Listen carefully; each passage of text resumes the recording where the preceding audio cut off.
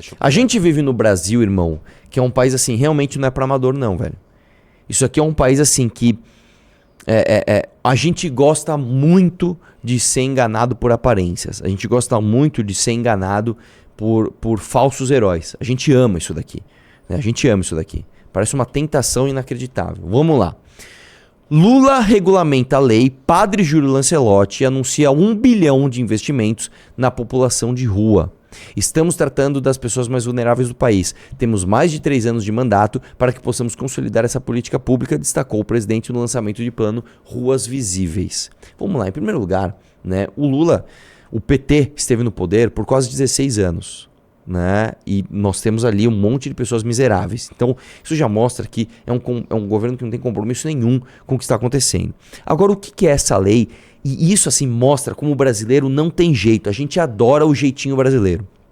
Basicamente é o seguinte: a gente tem um problema de pessoas, de moradores de rua que morrem, os caras morrem de frio nas ruas. O cara dorme numa praça, o cara dorme embaixo de uma ponte e o cara morre de frio.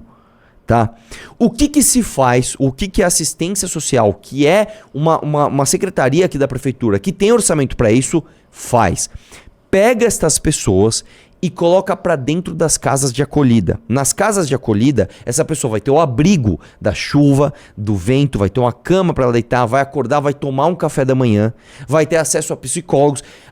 Dentro de uma casa de acolhida, você tem o tratamento eficiente para uma pessoa que está em condições de vulnerabilidade.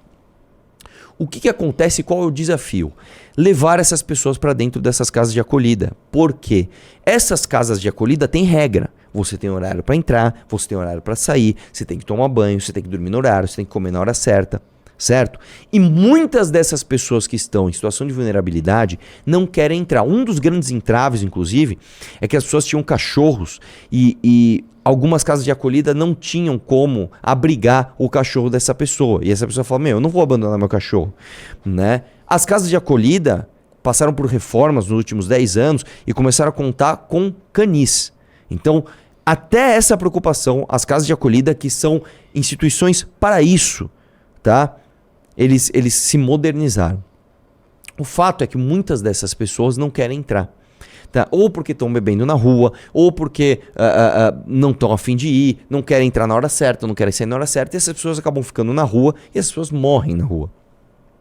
O que se faz, portanto?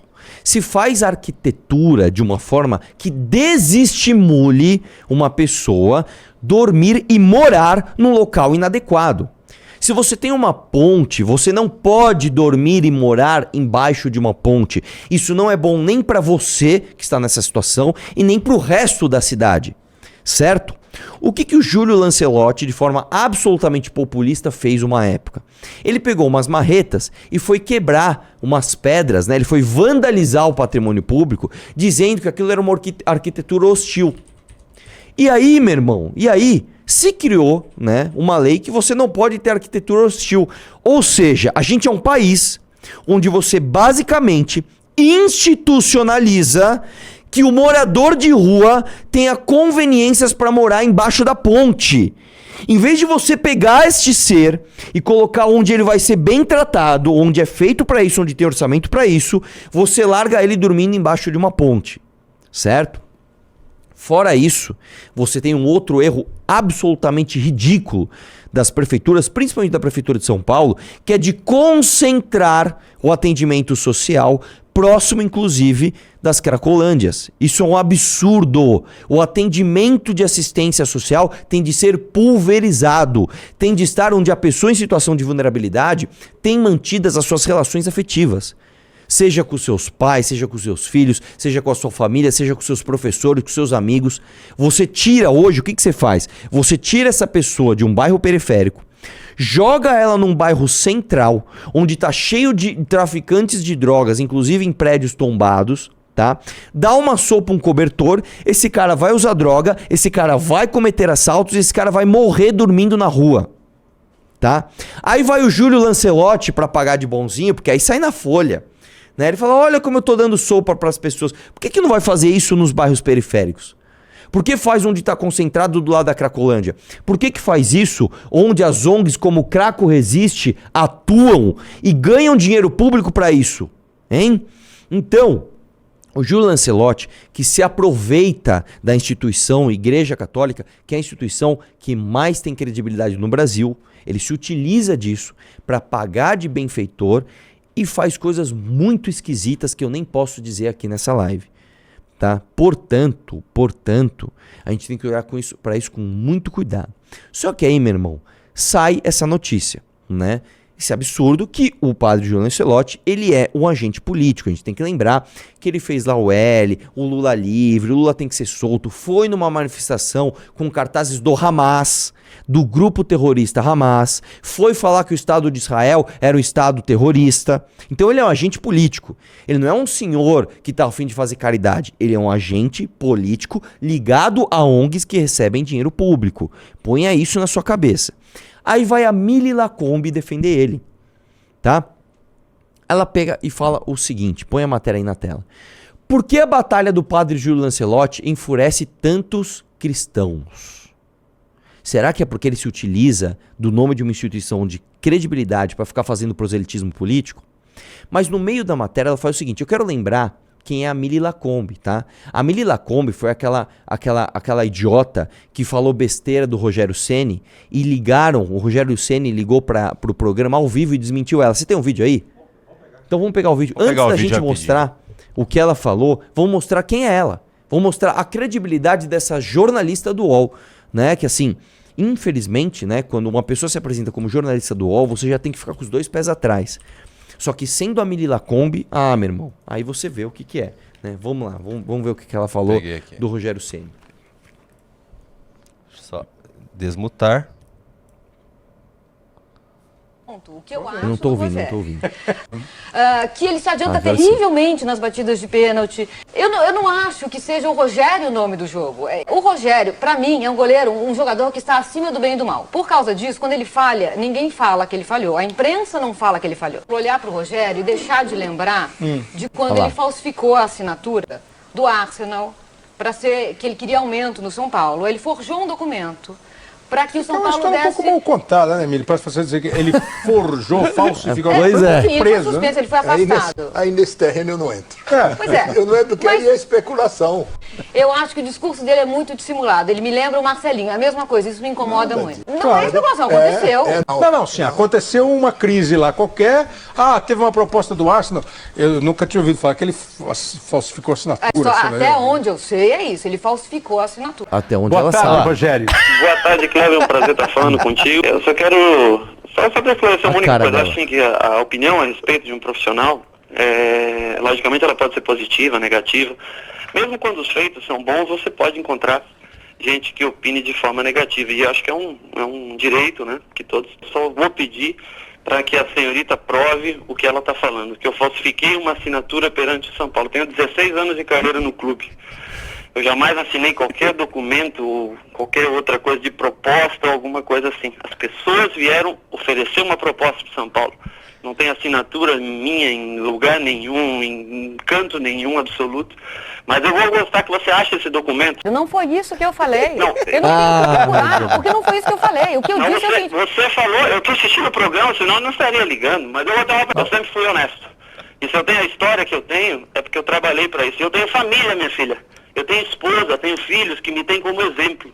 Então você nunca fale que eu falsifiquei uma assinatura, porque você está mentindo. Eu não quero atrapalhar mais o programa, eu sei que é um programa 1h30. Nossa Senhora. Olha a cara do Cleber Machado, irmão. Então, essa jornalista de altíssima credibilidade, né? Esse lixo jornalístico, assim, a profissão dela é ser jornalista. A profissão dela é checar fonte, fazer double check, né? Entender a responsabilidade do que ela fala. Ela vai numa emissora e fala isso.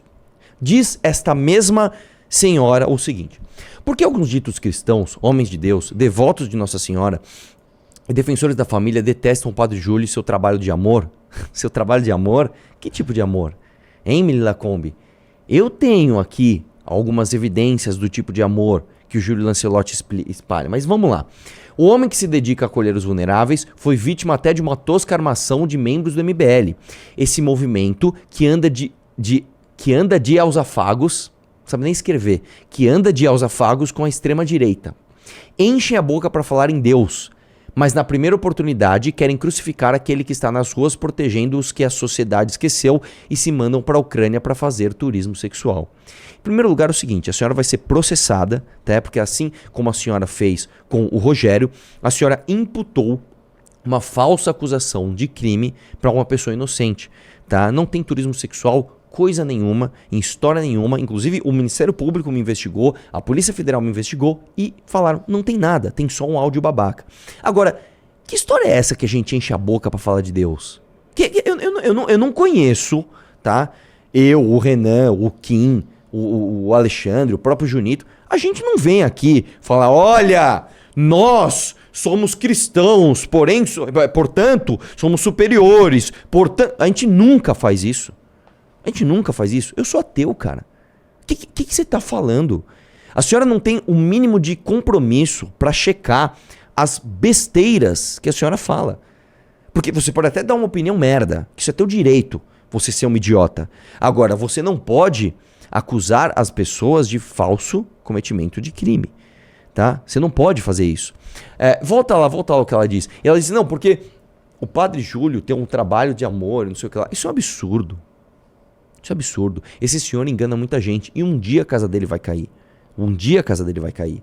Tá? Que, aliás, é uma coisa muito curiosa. Por que o Júlio Lancelotti, que foi vítima de uma armação, não nos processa? Por quê? Eu vou te contar essa história, que você também não sabe. Como jornalista, a senhora deveria saber. Certa vez, um rapaz que trabalhava, tá, numa das pré-campanhas, se não me engano, foi na do Rubinho, ele chegou e falou assim, ó, se o Rubinho ganhar, eu quero um cargo de 19 mil reais. O Rubinho falou, não, você não vai ganhar esse cargo. Aí ele saiu da pré-campanha, foi na revista Piauí, eu não lembro agora em qual matéria, em qual veículo de imprensa ele foi, e falou, ó, é o seguinte, o MBL tem um estúdio onde eles forjam vídeos, e eles estão forjando uma denúncia de...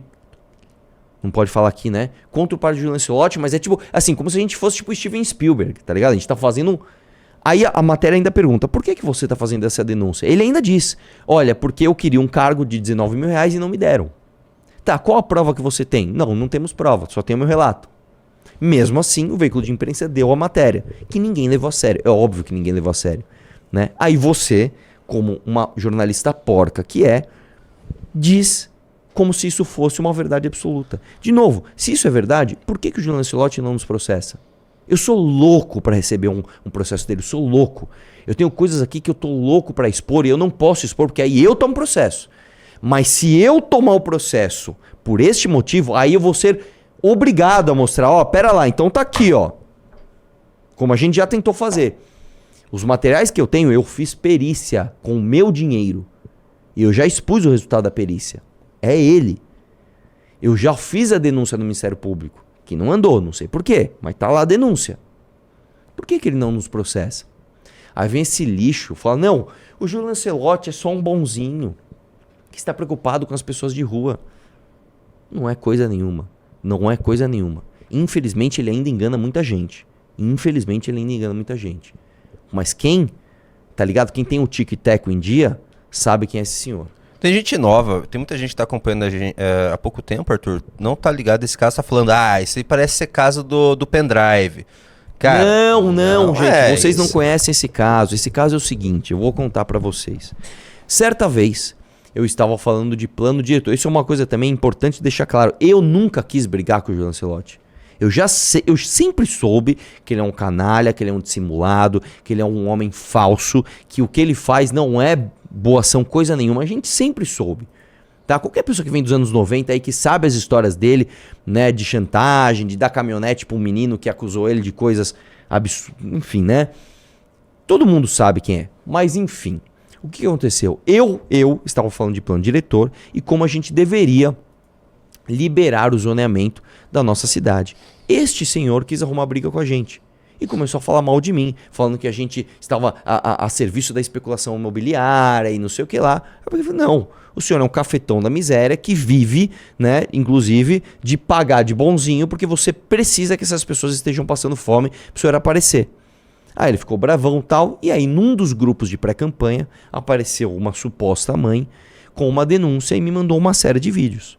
Aquilo foi tão chocante que eu tirei aquilo do grupo, deletei, excluí a pessoa, fiz perícia no material, a perícia deu quem era a pessoa do vídeo e eu levei para o Ministério Público fazer uma denúncia, e fiz uma denúncia. Não tem nada de pendrive aqui. Então, muito claro. Eu peguei esse material, fiz a perícia e enviei a perícia pro...